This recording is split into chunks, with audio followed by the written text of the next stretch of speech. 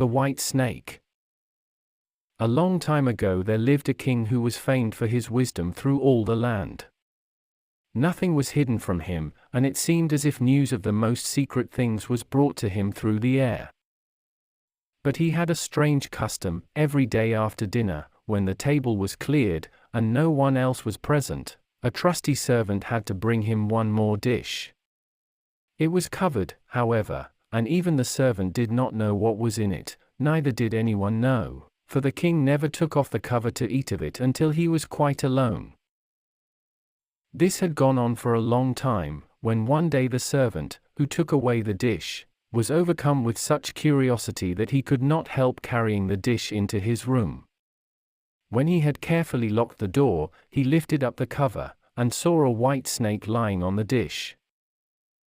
But when he saw it he could not deny himself the pleasure of tasting it, so he cut off a little bit and put it into his mouth.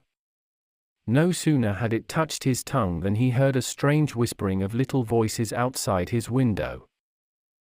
He went and listened, and then noticed that it was the sparrows who were chattering together, and telling one another of all kinds of things which they had seen in the fields and woods.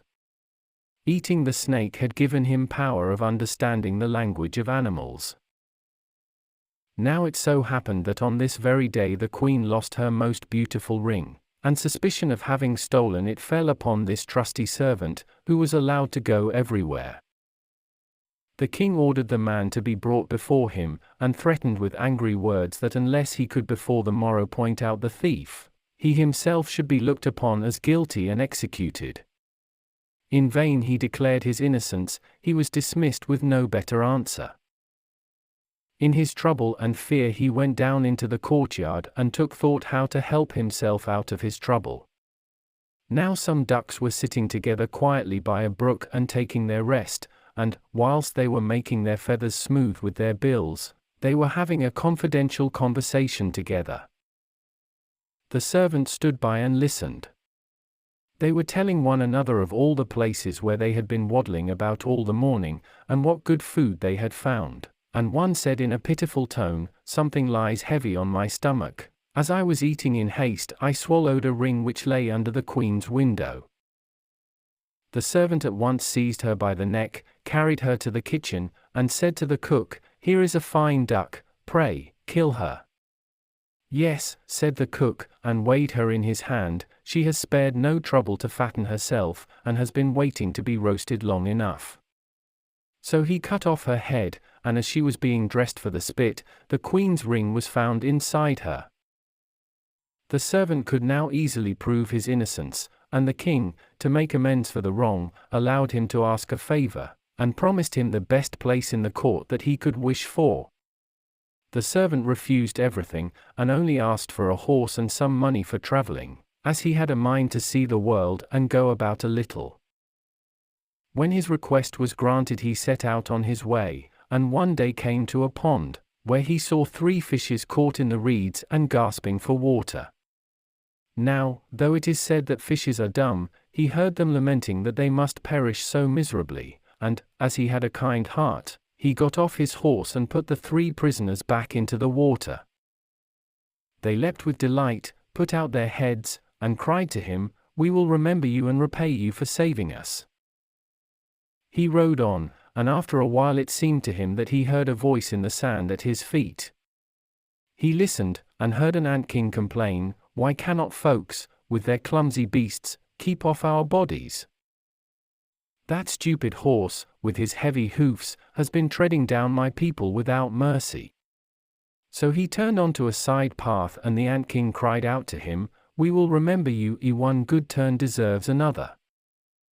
The path led him into a wood, and there he saw 2 old ravens standing by their nest, and throwing out their young ones. "Out with you, you idle, good-for-nothing creatures," cried they, "we cannot find food for you any longer, you are big enough, and can provide for yourselves." But the poor young ravens lay upon the ground, flapping their wings, and crying, "Oh, what helpless chicks we are! We must shift for ourselves, and yet we cannot fly. What can we do, but lie here and starve?" So the good young fellow alighted and killed his horse with his sword, and gave it to them for food. Then they came hopping up to it, satisfied their hunger, and cried, "We will remember you, one good turn deserves another." And now he had to use his own legs, and when he had walked a long way, he came to a large city. There was a great noise and crowd in the streets, and a man rode up on horseback, crying aloud, "The king's daughter wants a husband. But whoever seeks her hand must perform a hard task, and if he does not succeed he will forfeit his life." Many had already made the attempt, but in vain. Nevertheless, when the youth saw the king's daughter, he was so overcome by her great beauty that he forgot all danger, went before the king, and declared himself a suitor. So he was led out to the sea, and a gold ring was thrown into it, before his eyes. Then the king ordered him to fetch this ring up from the bottom of the sea, and added, "If you come up again without it you will be thrown in again and again until you perish amid the waves." All the people grieved for the handsome youth, then they went away, leaving him alone by the sea. He stood on the shore and considered what he should do, when suddenly he saw 3 fishes come swimming towards him, and they were the very fishes whose lives he had saved. The one in the middle held a mussel in its mouth, which it laid on the shore at the youth's feet, and when he had taken it up and opened it, there lay the gold ring in the shell. Full of joy he took it to the king and expected that he would grant him the promised reward. But when the proud princess perceived that he was not her equal in birth, she scorned him, and required him first to perform another task.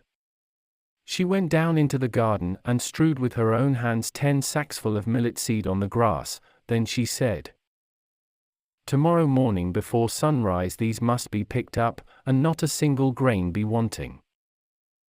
The youth sat down in the garden and considered how it might be possible to perform this task, but he could think of nothing, and there he sat sorrowfully awaiting the break of day, when he should be led to death. But as soon as the first rays of the sun shone into the garden, he saw all the 10 sacks standing side by side, quite full, and not a single grain was missing. The ant king had come in the night with thousands and thousands of ants, and the grateful creatures had by great industry picked up all the millet seed and gathered them into the sacks. Presently the king's daughter herself came down into the garden, and was amazed to see that the young man had done the task she had given him. But she could not yet conquer her proud heart, and said, "Although he has performed both the tasks, he shall not be my husband until he had brought me an apple from the tree of life." The youth did not know where the tree of life stood, but he set out, and would have gone on forever, as long as his legs would carry him, though he had no hope of finding it. After he had wandered through 3 kingdoms, he came one evening to a wood, and lay down under a tree to sleep. But he heard a rustling in the branches, and a golden apple fell into his hand. At the same time 3 ravens flew down to him, perched themselves upon his knee, and said, "We are the 3 young ravens whom you saved from starving, when we had grown big, and heard that you were seeking the golden apple. We flew over the sea to the end of the world, where the tree of life stands, and have brought you the apple." The youth, full of joy, set out homewards, and took the golden apple to the king's beautiful daughter, who had now no more excuses left to make. They cut the apple of life in 2 and ate it together, and then her heart became full of love for him, and they lived in undisturbed happiness to a great age.